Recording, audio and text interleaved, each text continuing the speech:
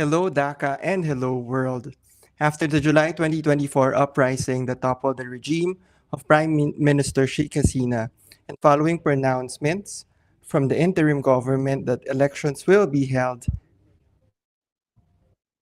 the Election Commission announced on December 11, 2025, I'm sorry for some technical difficulties there, that Bangladesh will hold elections on February 12, 2026. A total of 1,981 candidates are contesting 300 parliamentary seats in the upcoming elections. A simultaneous referendum on constitutional reforms will also be held. The Bangladesh interim government initiated steps towards structural reforms, forming a national consensus to consider and adopt the recommendations of six reform commissions. The July National Charter 2025 was introduced as a foundational document intended to guide the country's proposed reform agenda, including reforms on the electoral system. In a pre-election assessment report, the Asia Network for Free Elections observed procedural shortcomings and infrastructure limitations in the lead-up to the elections. ANFREL also cautioned against anticipated election-related violence, pervasive use of money power and weak campaign finance accountability, ballot stuffing and manipulation at polling stations, escalating disinformation, including AI-generated content, and weak compliance and enforcement mechanisms. With the upcoming elections marking the first competitive national vote in 15 years, civic spaces and opportunities for independent assessment of the elections are opening up. Some 330 international observers have been accredited to observe the elections. For domestic election observer groups, the ANFREL report noted that the sector faces significant constraints stemming from years of restricted civic space, limited experience with competitive elections, and shifting political dynamics following the 2024 July uprising. In this episode of the Election Observer podcast, we'll discuss the central issues that are shaping the electoral environment in Bangladesh and review key areas of the elections drawing from ANFREL's pre-election assessment as ANFREL prepares to observe the upcoming elections. I'm your host, John Antiquera, and we are live via ANFREL's Facebook and LinkedIn pages as well as via ANFREL's YouTube channel. The episode of the Election Observer podcast can also be streamed later on Spotify and Apple Podcasts. With us today are Tarindo Aberata, ANFREL Senior Program Officer for Campaigns and Advocacy, Asanka Senadera and Carlo Africa, the electoral analysts for ANFREL's International Election Observation Mission to the 2026 Bangladeshi Parliamentary Elections and Referendum. Hello, Tarindu, Asanka, and Af. Welcome to the Election Observer podcast. Hello. Please use your microphone. Yeah. Yeah. Thank you for having us. Yes. Usually, if you've been following the Election Observer podcast, we usually do our episodes online. So we have our guests remote join us online. But this is, I think, the second time that we're doing it live for this particular podcast. So it's nice to finally be sitting down with the guests Yeah. in person inside the same room. No? So we can go ahead with my first question. Part of the broader reform agenda includes critical election-related reforms. Among the key proposals highlighted in the ANFREL report are improving the appointment process and ensuring the operational independence of the Election Commission, strengthening campaign finance transparency and political financing rules, enhancing electoral dispute resolution mechanisms, and introducing measures to guarantee a more level playing field for political parties and candidates during elections. Equally important, of course, is the need to rebuild and strengthen credible independent citizen election observation as a cornerstone of democratic accountability and public trust in the electoral process. So for my first question, I wanted to address the first question to our EAs. No? How important do you think are these reforms in ensuring electoral integrity? Well, if all elections would go according to how the law says it will go, then we'll have perfect elections all around the world. But part of the problem amongst a lot of countries, and I think also here in Bangladesh, is how can we ensure that the law is being enforced properly? And a lot of the things that we found out going into the Bangladesh elections this year is that we might see a little bit of problems when it comes to enforcement of the laws. So for us to have really good electoral integrity, we have to make sure these laws are actually followed. And part of that there are multiple stakeholders who are part of this. Of course, foremost here is Election Commission, making sure that they actually have the ability to enforce these laws, making sure that people are actually held accountable. It's a very important aspect for them to do. And we've heard that although there have been, strong trust when it comes to the National Election Commission, there's still a little bit of doubt when it comes to the local areas, seeing how these local elections will actually be run. It's one thing that we're actually interested in looking at in February 12. So I think that's one thing, but also another stakeholder that's very important here are our local observers. So we've hadn't had a very competitive elections the past 15 years here. So a lot of this might be new to some of our local observers. So it'll be very important to see how they actually um, enforce, how they actually create complaints when seeing all of these issues. So these are very important things. Again, if we are able to really follow, every letter of the law, then we'll have a perfect elections here. But that's a challenge, and that's a challenge not just here but all over the world, really. And the Election Commission of Bangladesh, they have been enforced some new campaign spending limits and new campaign regulations and rules. So it is very important for the integrity of elections in each and every countries, especially with the new campaign spending limits and the rules they have enforced for the political parties and candidates through the code of conduct and based on the representation of people's order. And also they have from the July charter from the National Consensus Committee, so they have proposed a very important reform package. And one of the main important reform is like based on the electoral reform commission. So they're going to be they intended to have a kind of very independent election commission through depoliticized election commission appointments. And we have seen like they have appointed some very skilled and competent enough returning officers this time. So these are very important to have integrity in elections in Bangladesh. Okay. You've mentioned already some of probably for my next question, some improvements that the election commission has implemented, including on campaign finance and appointment of people with integrity for managing the elections. No, but as highlighted by many, the upcoming elections in Bangladesh will be the first competitive elections in 15 years after the toppling of Sheikh Hasina's regime. But what other significant improvements can you identify or steps have they taken that you have observed in before the elections has happened uh, to ensure integrity in the upcoming elections? I think just the fact that we're here doing this podcast in Dhaka as an international election observer mission, I think that's a significant step because I think the past few elections, there weren't a lot of observers.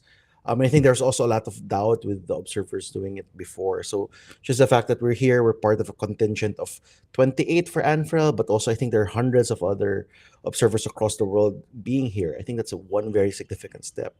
And of course, credit to the people of Bangladesh, the young people of Bangladesh, the fact that we're actually having a competitive election where you aren't really sure of what the final result will be, that's a very significant step. So I think these are things that just the fact that, elections will be happening in the 12th of February, that's, a very historic milestone that we're going through. So you really have to put things into perspective as well. But those are some of the things that I feel like, okay, are very significant, very important changes that we've seen so far.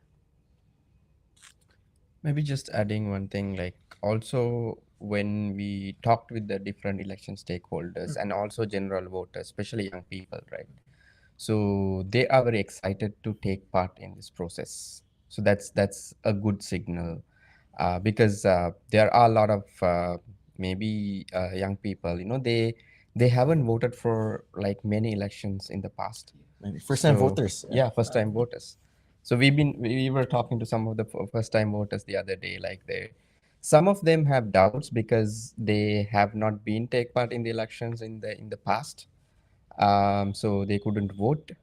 But like they are very much excited for this process. So the participation is there, and then we also expect maybe a good turnout, and on the election day.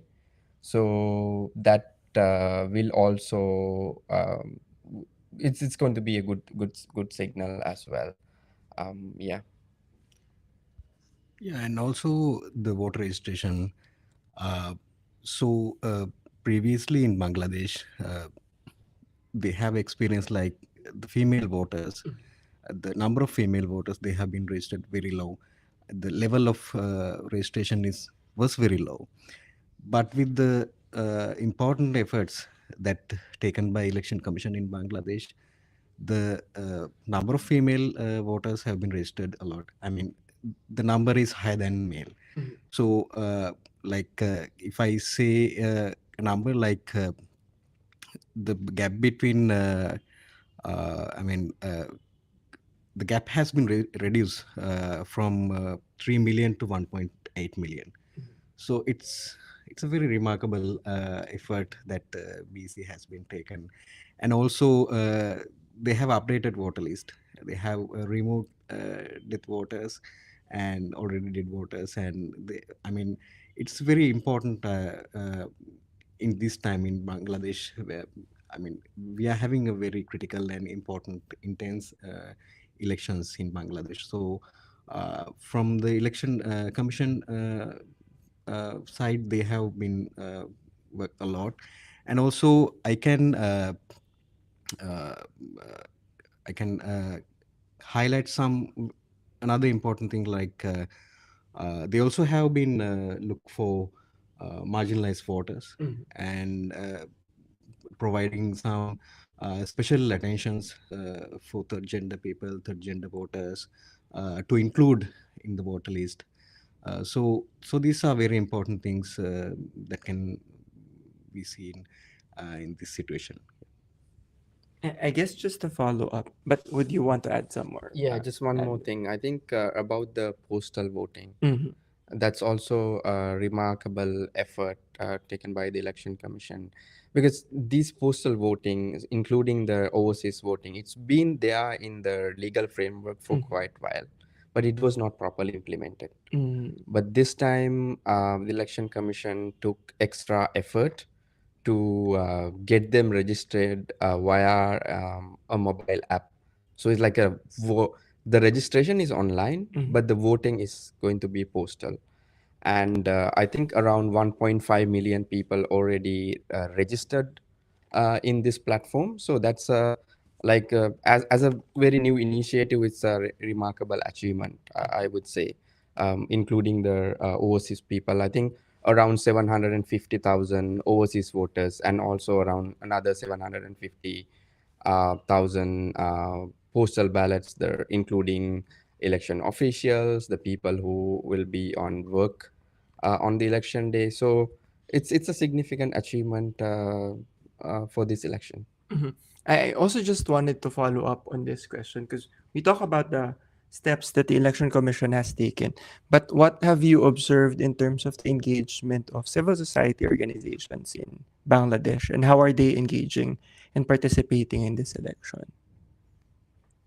Um, if I add I mean, we know like earlier also in the introduction you mentioned about this, like for last 15 years before the July uprising, the civil society is one of the target of the government. So there are a lot of repression on them. So there was the civic space was very little, that they haven't had space to talk about their issues openly, criticize the government openly. So after July uprising, this uprising, right? Like the space, the shrink space. Now they have a better space to talk about it. But also those like 15 years of baggage also created some challenges for them, because there were a lot of distrust among the civil society itself. But we have seen within last couple of years, they are gradually rebuilding their efforts, that they are trying to reclaim their space that they are enjoying right now. It's going to be a step by step process. It will not achieve like overnight. I think this election is going to be one of the major milestone. So we have to see how things will unfold after the elections as well. Yeah, as trying to mention, there was mistrust with the civil society because in the past 15 years, I think there were some civil society actors that were seen as turning the other way, not looking at identifying the issues that people were actually experiencing. So I think this would be a good opportunity for civil society actors to step up. And at the end of the day, the people will judge whether they can trust a civil society actor or not. So it will be important for different civil society actors to really take on the role, try to be as impartial as they can, try to be as neutral as they can, because they are entering into this election with this cloud of mistrust among some of them. So I think that's something they have to do. We've seen a lot of civil society actors, especially those that were very active in the 15 years, actually actively calling out issues that were doing well, and they're starting to also ramp up their operations for this election. But again, it's at the end of the day, it will be people who will be deciding if they can trust a civil society actor or not. So it's very important for our CSOs to be mindful of this, because at the end of the day, they have a role when it comes to elections, and part of it is being the impartial judge, because you have so many interests among the government, even the candidates, of course. But at the end of the day, supposedly it's the CSOs who can be neutral. So hopefully we see a lot of this as well, this behavior as well for this election. And also, the Election Commission has been accredited 81 election observer groups. So it's a comparatively good number compared to previous elections. And also, there are a few international observer groups, including ANFREL. So it has been also marked as a very significant turn point in terms of civic space, and maybe the election observer groups can be create a very neutral election observation environment, and they can really go into the uh, soil and observe the real behaviors of voters and report the real information. So it's another important thing and milestone here we can see in Bangladesh. I like what you guys said about reclaiming the space and rebuilding trust, of course. And I understand, and I also echo what you said, that of course it would take time to gain the trust of the people and reclaim those spaces, because it has been quite a while before they had this opening up of a space. And yeah, I think it would really take time for that, but I like that one, reclaiming the space and rebuilding trust. That's very important, of course. ANFO conducted a pre-election assessment from November to early December last year, and you enumerated 5 anticipated key election violations, which I've said during my introduction. How are these anticipated election violations going to affect the current electoral environment leading up to the elections on February 12, 2026? So Tharindu earlier mentioned that we were able to talk to a few stakeholders, especially young people, about their thoughts on the elections, and there was a lot of excitement. Just the fact that they'll be able to actually vote, that's a big thing for them. But I think coupled with this excitement is really this frustration, because they were so high from the July uprising that they thought this was a moment to actually, shift the politics of Bangladesh. But what we heard is that there's a lot of frustration because coming into the elections, you see still a lot of the old politics still at play. So muscle power and money power is really being talked about.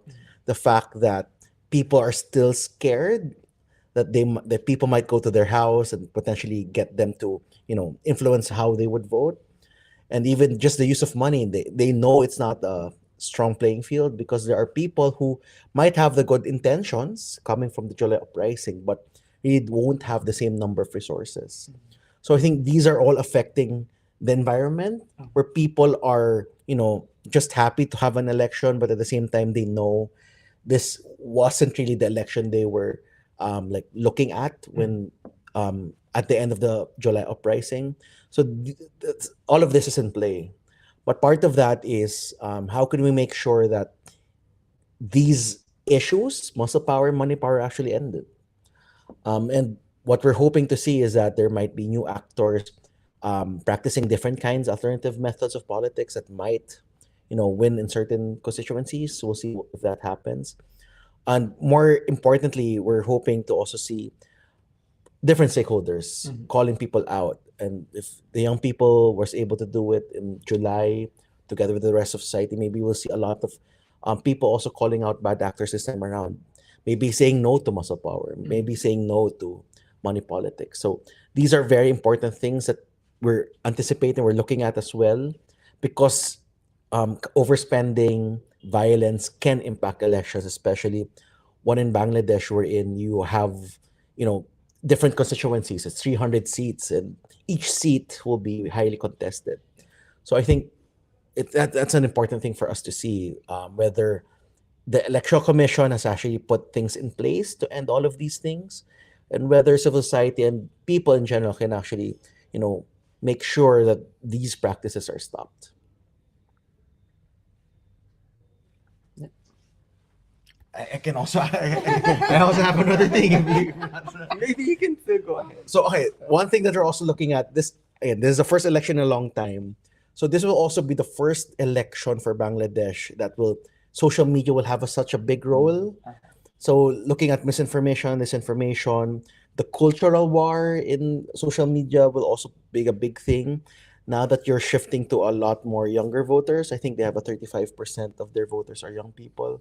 So seeing that in play will also be very important because again, it's a lot of relearning here, and hopefully that's where we come in and we potentially see what's happening and give really good recommendations moving forward. Because I think it's hard to expect a perfect election in any country in the world, but especially in a country where elections hasn't really been as periodic as well. So that's something very important to see as well. Just to add I mean, violence in social media and AI generated materials, and those are very, creating risk for female candidates actually.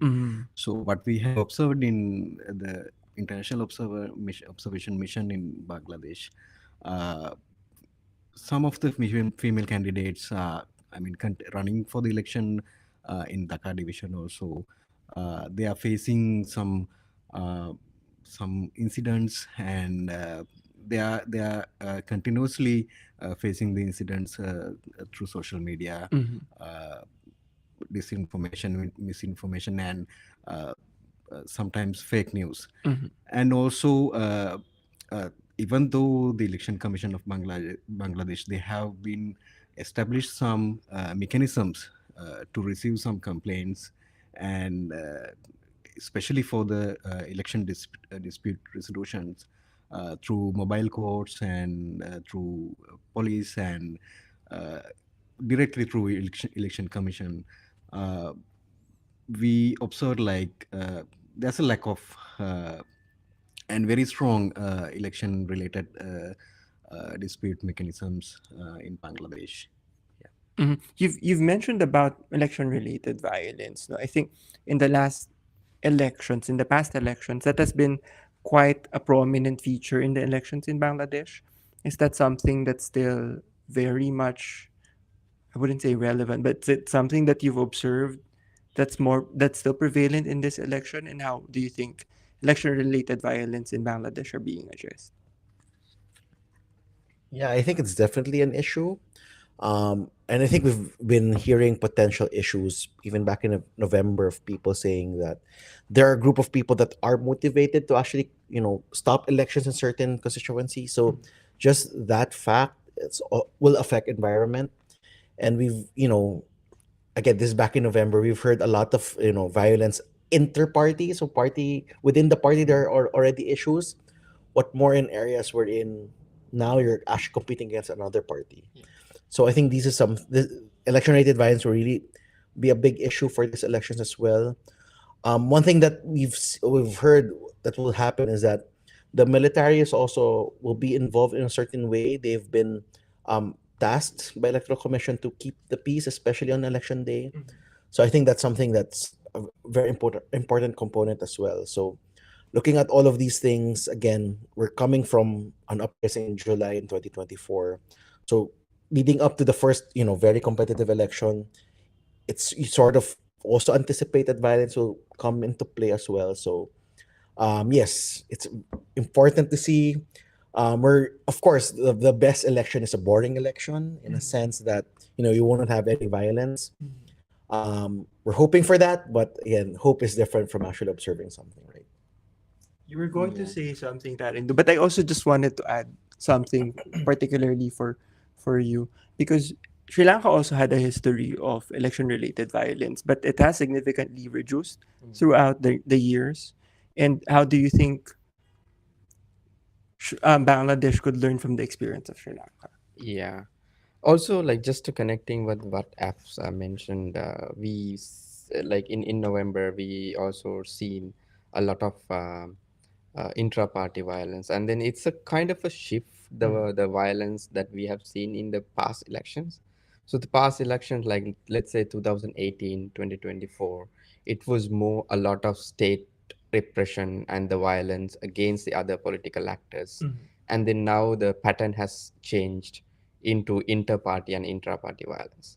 So that I think the political parties have a lot of commitment at the end of the day in terms of reducing the inter-party and intra-party violence both. So connecting that with the Sri Lanka, I think it was like we've seen like in 80s and then 90s a lot of election violence in the country. Like every election is a lot of people, a lot of deaths, and then a lot of clashes between the political parties. And gradually in 20s, and then when you reach the last three elections mostly, so election violence has been reduced significantly, and then last two elections were marked as one of the most peaceful election in Sri Lankan history. So that achieved through the commitment from the stakeholders itself, especially the political parties, right? So there are code of conduct within the political party and then by the election commission for the political parties. If you really commit and advocate among your political parties at the end of the day to adhere to those commitments and also for those guidelines, so you can significantly reduce the election violence. And also the civil society also can play a very important role at the end of the day.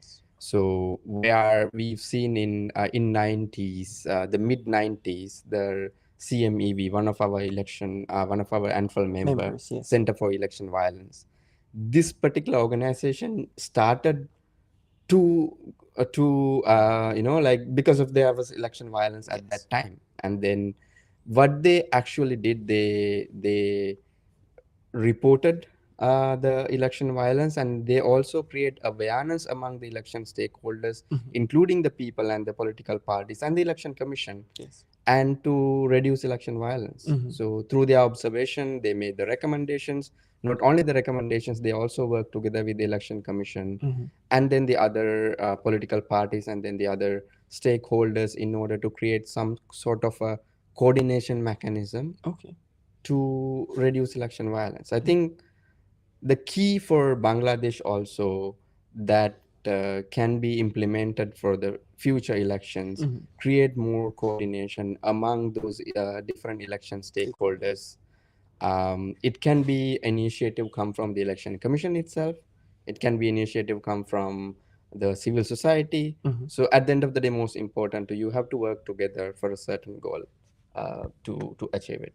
So I'm also curious. So I think this is also something that happens in the Philippines, but there was a recent video in the Philippines that got viral. So this small white van, and then the van stopped, and out of the van came out this person with a big like grenade launcher, and then it's shot out through an armored plated vehicle. But I think so. What I'm getting at here is that I think just because of the technology with smartphones, with the internet, that guy his face wasn't even covered. So in essence, he could be identified and potentially held accountable. But I'm also thinking maybe that's also one thing that might have led to the lowering of violence across different elections. Hopefully, is that now you have people across the countries with cell phones, with actual video cameras to capture all of these issues. And I think that's also something where good to see more people trying to be an eye out, keeping an eye out for all of these things, maybe taking a video of it, uploading it via the internet, because it's made identifying people more accessible as well. So I'm not sure. I haven't seen any studies. I've heard some people claim it, especially even in the Philippines. I'm not sure if that was also a factor in Sri Lanka. You think having better coverage across the area, having more people with cell phones, smartphones, that might have lessened the violence because they're a bit more scared of being captured on video. As Tarandu mentioned, since you were asking about Sri Lankan Yes. system, I mean, it's a collective effort, which integrated all the civil societies and election commission and political parties even. I mean, election observation groups like CMEV, as you mentioned, PEFREL and CAFE, and all the election observation groups, they played a role, and they had to play a very important role, a very crucial role in each and every elections, especially in the last three elections. As you mentioned, those were very peaceful and I would say free elections and fair elections. Yes. I mean, a single institution or entity or person cannot be created free or fair, credible elections. But we have to have kind of collective effort and integrated collective mechanism Yes. to be created free and fair elections like in Sri Lanka. Yeah, I mean, Bangladesh can learn a lot from Sri Lanka, especially in terms of election dispute resolution mechanisms and election observation, especially. So yeah. Okay, I'm just thinking in terms of programs because ANFREL is a regional organization. That could also be something that we can consider doing in the future, like a collaboration among election management bodies in terms of learning from each other, right? Although we're doing that already. It's not an original idea, but just maybe particularly for election-related violence, that could be something that we can also do. No? That would be great. But moving on to my next question, Bangladesh is also we've been talking about the elections per se, but that it's not just the only exercise that the people are going to do on Feb 12 because there's also going to be a referendum. No, can you tell us more about the referendum and how does it affect the electoral environment right now?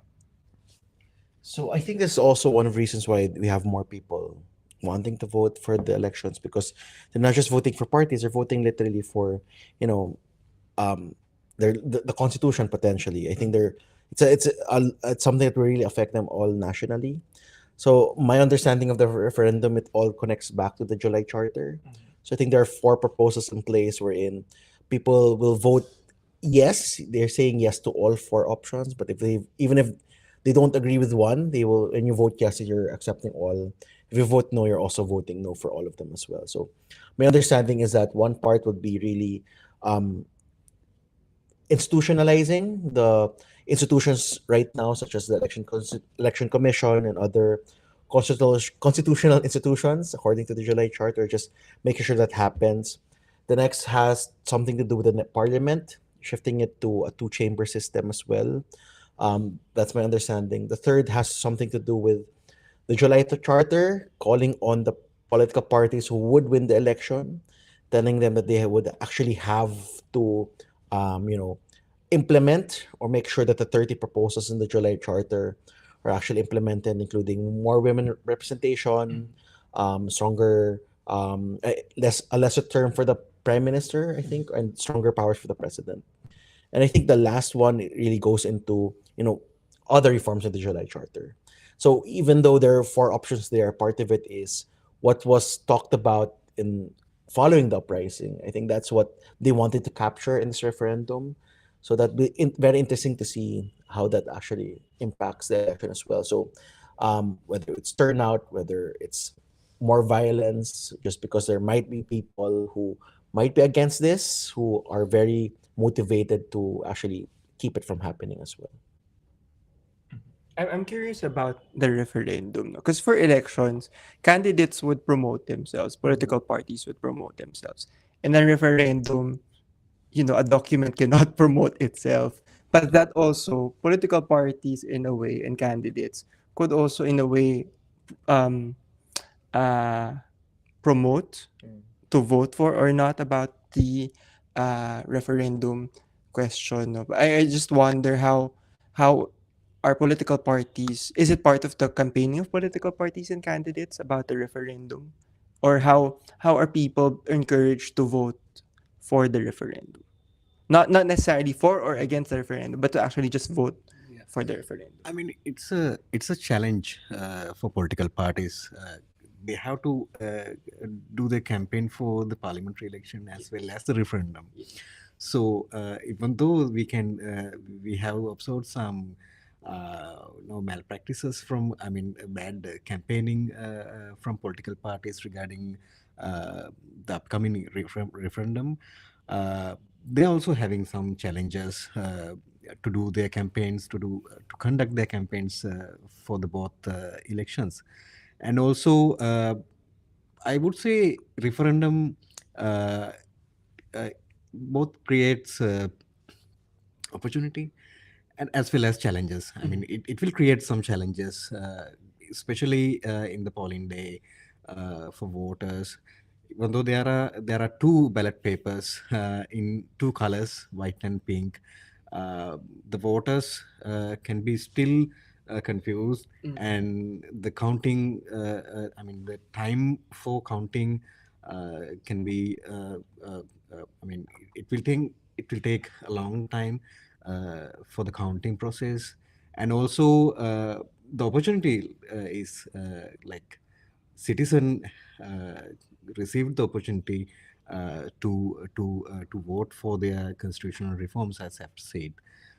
So this is a kind of situation that we can see opportunities in one sense, and the challenges at the same time. Yep. Also, unfortunately, political parties will act the way political parties will act. And of course, in an election, the most important thing for a political party is to actually win seats. So I think part of it is that's why you're also seeing we haven't seen a lot of political parties have a strong stand with the referendum, because part of it is they might actually also be, campaigning differently in one district versus another district based on their viewpoint on what happened on the referendum. So I think that's also a tactic they might be using. Just because, again, at the end of the day, you're talking to a different set of people from one district to another district, from one division to another division. And part of campaigning is, having different messaging for different kinds of people. So that might also be a reason why you have some parties which haven't had a very strong stance.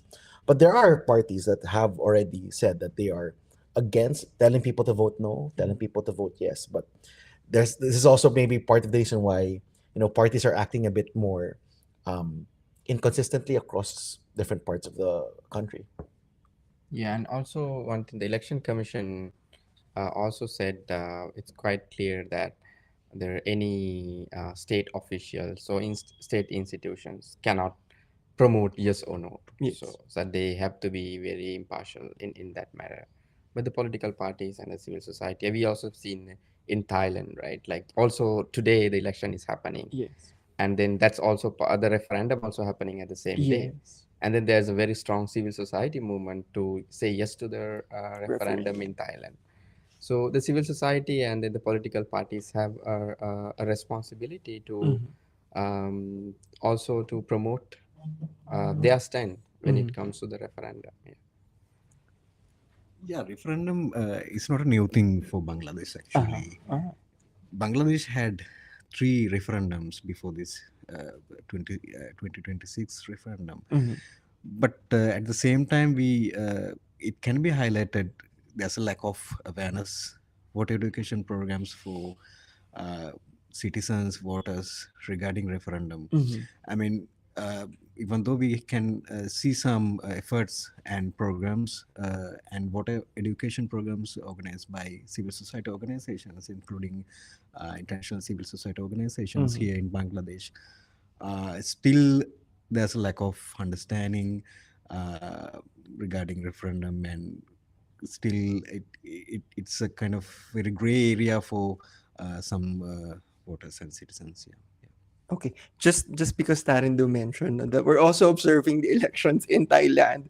Um, Part of our team are in Thailand right now. I guess we just wanted to give a shout out as well to them. They are observing the elections, which is still ongoing as of the moment. No, so good luck, team. Yes. ANFREL, of course, is also observing the elections here in Bangladesh for the first time in a long time. In 2018, ANFREL terminated its international election observation mission after the significant delays in the accreditation process, or for some domestic monitoring groups barring from their monitoring activities altogether. No. In a statement, then ANFREL said doubts regarding the integrity of the expressed doubts regarding the integrity of the elections after reports of CSO restrictions and arrest of numerous opposition members. But we're here right now. We're observing elections. I wanted to ask how our domestic because we did a program about this, no, and this is for you, Tarindu. How are domestic election observer groups rebuilding their efforts in monitoring elections in Bangladesh? Yeah, when it comes to earlier, also we a little bit touched on the like how they are trying to reclaim the Yes, space and yes. all. But I think there are three main challenges Mm-hmm. when it comes to for their activities. So Mm-hmm. the first one, as we talked about the trust issues, it takes time to rebuild the trust towards the like in between the election commission and then the civil society, and then in between civil society and the public. So they are working on this process of rebuilding trust, Mm-hmm. and then it's keep happening at the same time their capacity. Mm-hmm. So for around 15 years they were like their independent non-partisan election observer groups were not really able to observe elections properly, and then that also disconnect them with a lot of new things happen when it comes to the election observation. Mm-hmm. And then within very shorter period of time that they have to acquire this capacity and then conduct election observation efforts, that's also a bit challenging for them, especially right now we are living in an era that resources for democracy and election observation is Yes, shrinking, right? that's true. So that's also create a lot of challenge, but there are some like international groups Mm-hmm. like ANFREL. What we did, like we tried to sort of help the domestic observer groups in terms of their improving their capacity Mm-hmm. methodologically, and then like bringing them to some coordination mechanism that they can communicate with each other because of the trust issue that they were not initially communicating each other properly, right? Like Mm-hmm. there are some reluctant to communicate openly with the other civil society groups, other observer groups. So what we also created, like sort of provide them a platform that they can openly talk about their issues. Mm-hmm. So that's improving, but still I think it's a long way to go. Yes. As we earlier mentioned, it will not happen entirely within only one electoral cycle. Mm-hmm. So if Bangladesh can at least achieve, like uninterrupted, free, fair, like few electoral cycles, so this organization also will cope up with it, and then we will have a better civil society and election observer um, dynamics in the country. And to be fair, as you've mentioned, there were 80 observer groups, 81. 81 observer groups that were accredited for these elections. And the report that I reported as I cited a report that 330 of international election observers are accredited to observe these elections. Yeah. Like talking about the international election observers, like Yes. you earlier mentioned, like what happened to election ANFREL accreditation in 2018. Yes. So we were not able to conduct election observation because I think in Bangladesh it's the individual accreditation process, like similar to Philippines as well. Like even the institutions or the organizations, field observers, so there is a individual accreditation Accreditation. process that we received in accreditation for some of the groups, Mhm. but we were not given visa to enter the country. Mhm. That's how the election commission, like in the Philippines, like in Sri Lanka. So when the election commission is independent, when they take the independent decision Mhm. for the observations, so other state institutions cooperate with them. Mhm. But what happened in 2018 in and 2024 also, I think like even ANFREL decided not to observe election. So election commission take the decision, Mhm. and then the Ministry of Foreign Affairs, Ministry of Home Affairs, they don't really cooperate with the independency. Independent decision come from the election commission, I see. right? So, but this time they were they facilitated and then very cooperative when it comes to our visa and then the other things, and then not just us, the EU fielding around 200 election observers, international observers, Mhm. and then Commonwealth, and then the other election observer groups also observing, the fielding election observers. So that's, as earlier I've also mentioned, it's a good environment. Like it will create more electoral integrity and also credibility in the international arena at the end of the day about this particular election cycle. Yes. Just a follow up, but maybe you want to say something first, no? Yeah, Go. it's an interesting thing. Like domestic observers, they are not only looking for the election-related violence, Yes. but also they are looking for some monitoring, observing some disinformation things and misinformation and fake news, especially AI generated materials and the contents.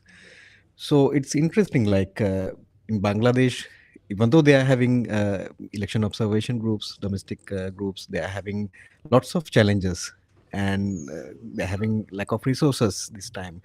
But they are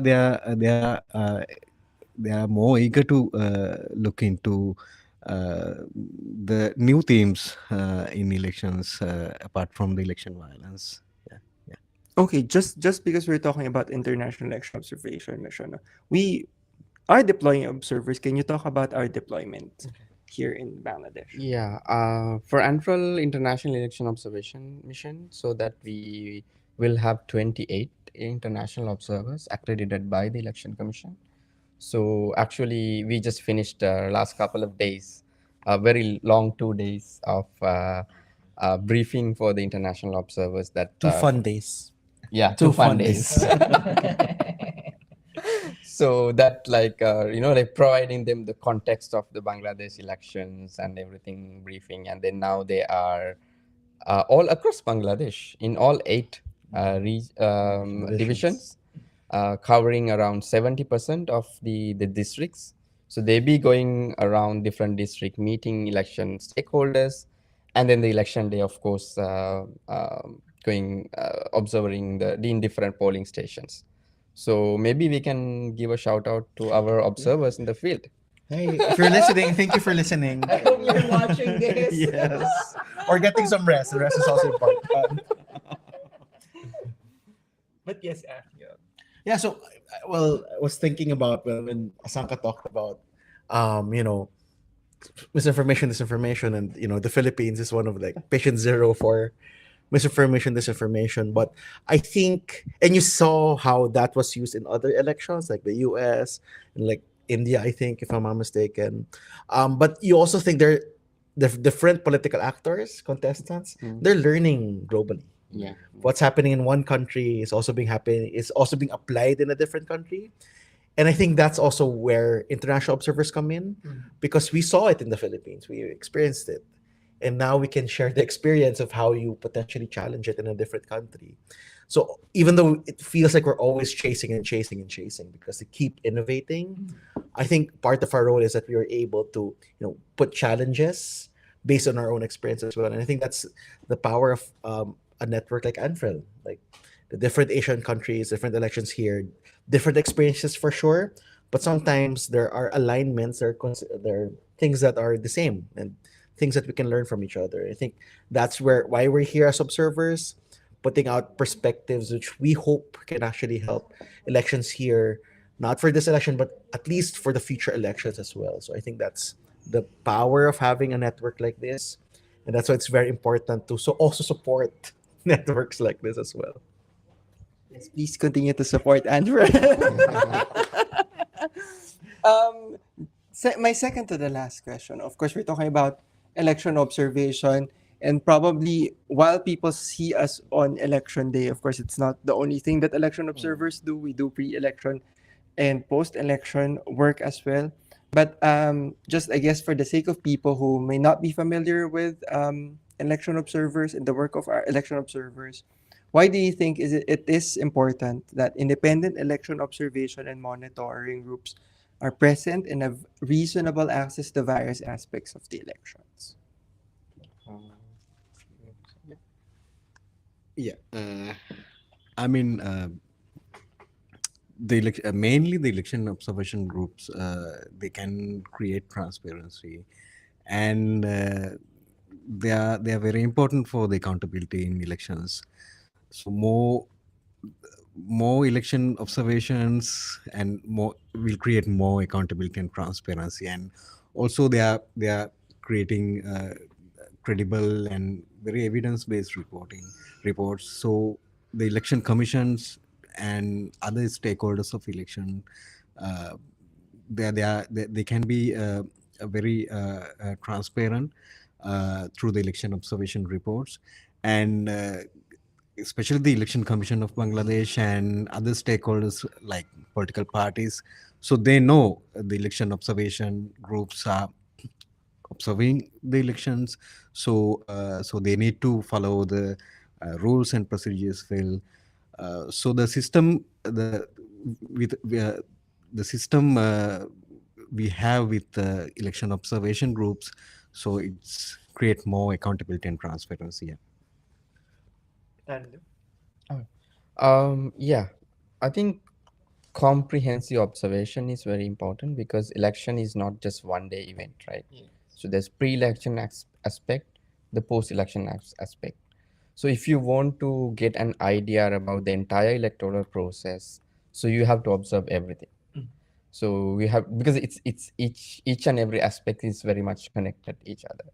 So like when you provide a better access to the different aspects of the election, so that these observer organizations, whether it is domestic observers or international observers, they can have a better perspective, better understanding about the internal process, and then also make better recommendations, which are more practical recommendations. If you really only focus, like one aspect and then make recommendations without having an understanding about the pre or post scenario, so it will not be very practical, right? So that's why, and also at the end of the day, it creates a public confidence. So we've seen earlier, I've also mentioned, there are some people who are confused about the process. So if the observers are observing throughout the process, and then when they make statements about the different parts, so that people also get clarified, like they also know what's going on, what's happening, and then it very much connected to the public confidence to increase their participation for the elections. I was gonna say public confidence, so you got my answer. But maybe so I think at the end of the day, what's important is people are confident with the process and with the results. Because if people aren't confident with the process, people will fight against it. And in essence, maybe maybe people might doubt whether elections is really the process for us to decide where we go as a country. So I think confidence is important, but the problem with elections as big as this is that not everyone gets to be in all of the places. And with elections wherein you have big institutions, they have their own perspectives, but usually, of course, their perspective is based on their own interest. So you have parties; they will be, communicating based on their own interest as well. So having a non-partisan, neutral group who is saying here, who's trying to look at as many processes as possible, could be a voice of perspective where people can actually trust. So if you have an election observation group saying that they've seen issues, people can potentially trust them. And when an election observation group was also able to say that they found that elections was good, people can actually trust them, people can trust the process, and people can trust in the idea of democracy and the idea of elections. Because without the trust, I think we go back to how do we decide where our country goes? How do we decide who the leaders, how we're going to choose our own leaders? So I think it goes back to the idea of confidence, goes back to what Asanka mentioned, the idea of transparency and leading to more accountability, and accountability leading to more inclusiveness. So I think that's I guess, importance of the work that we're trying to do, the work that domestic observers are doing, because we're trying to build trust with the people that our system that we've chosen in this country or across the world of electing our leaders, electing the people who represents us, is still working. Because the alternative is scary, right? Of course. So I think that's why it's important. And when you have, observers that lose that trust, lose the non-partisanship, lose the neutrality, then you have one less voice talking about that people can trust. And at the end of the day, if people do not trust a process, people will find some other ways to actually engage into the process and tell out their concerns. I think that's the importance of what we do. And coming from all our different perspectives, from experiences from Sri Lanka, from the Philippines, what you see in Thailand and Nepal, and all across elections, you're able to give a more informed decision because more informed recommendations potentially, because you've seen so many things. But at the end of the day, it's up to the local country, the local commission, the local observers to really push for recommendations which they feel will ultimately better their elections in the long run. And our role is just to keep on observing, keep on doing our best and giving the best recommendations that we do so that people can have greater trust in the process and greater trust in the way they elect their leaders. And continue to be the independent voice of perspective that people can trust. I like that line. We have come to the end of the show where I ask you one final question. You've probably seen the video online, and we did this yesterday during the briefing. But for my final question, ANFREL is, of course, as we've announced, holding an election. We are holding an election. It's not like the true election. We launched a campaign to understand people's motivation in participating in engaging elections. So we have been asking people that we talk to in person to complete a particular sentence, which is I vote for blank. I have here, because as I've said, I like props. We have props. I have here the ballot box, and I'm giving away ballot papers for you to vote and tell us, because I asked you also before the show if you voted yesterday, you did not. So this is your chance to vote. So I ask, just really what motivates you to participate in election. So to complete the sentence, I vote for, who would like to go first? I would like to go last. There's no ballot secrecy here. Let's start from the side. This is a live stream voting procedure. Well, at least we're transparent. Everyone can see how you vote. And Yes. we have election observers present, so this is also very transparent. Also open to sell my vote. Who would like to go first? Maybe you, Tarek. No, you can just say maybe right Okay. after. No. Okay. Or Asanka, do you want to go first? That's okay. Nobody wants to go first. we're all really thinking about our vote because it's Okay. very important. I'll- Voting is a very important process. Remember, guys, that this is live, so we have to think fast. So we're being told to make this up. Okay, I'm done. Okay, go Asanka. Tell us what you voted for and why. I vote for. Please use the microphone. I vote for inclusivity Why? because elections. It's not about only free and fair environment. I mean, we have to include all the citizens, all the social sectors, and all the people in elections. So I vote for inclusivity. That's nice. Tarindu? I vote for observer rights. No, that's nice. So- Yes. Why? We are observers. And also the cities, I mean, like, it's very important aspect. Yes. So they play a very important role, and they, across the world, like observers also risking their life. So we've seen they were prosecuted, they were threatened, they were intimidated. So with all of them, like they are continuing to stand for the people. So we should care about their rights. It's a right. It's not a it's not something easy to do. Yes. Yeah. That's what I vote for. And F? I vote for John. No, thank you. No, so the money comes later. I'm just kidding.